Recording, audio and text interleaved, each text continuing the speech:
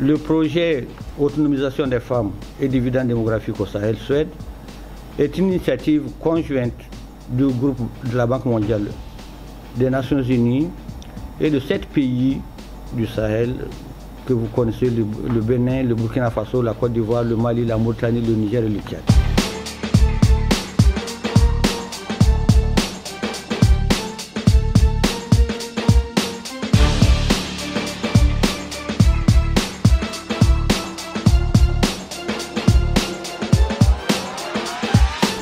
Le projet a été lancé au Mali par la signature de l'accord de financement le 3 avril 2015 avec une mise en œuvre effective des intentions auprès des bénéficiaires à partir de 2017. Après 3 ans de mise en œuvre, le projet a enregistré les résultats très satisfaisants.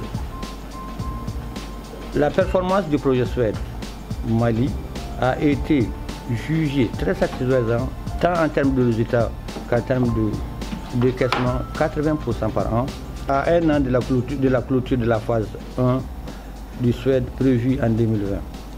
Fort de ces résultats, très encourageants, et compte tenu de la clôture de la phase en cours, la banque et le gouvernement ont convenu de la prorogation du projet jusqu'au 31 décembre 2023.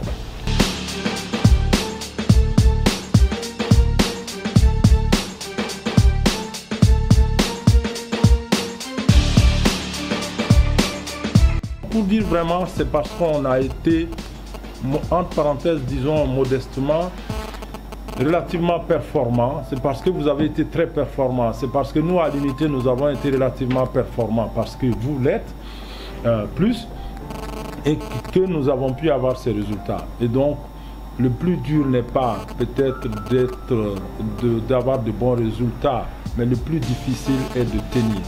Le plus difficile n'est pas d'être premier, le plus difficile est de se maintenir à cette position. Et je pense que le pari est lancé.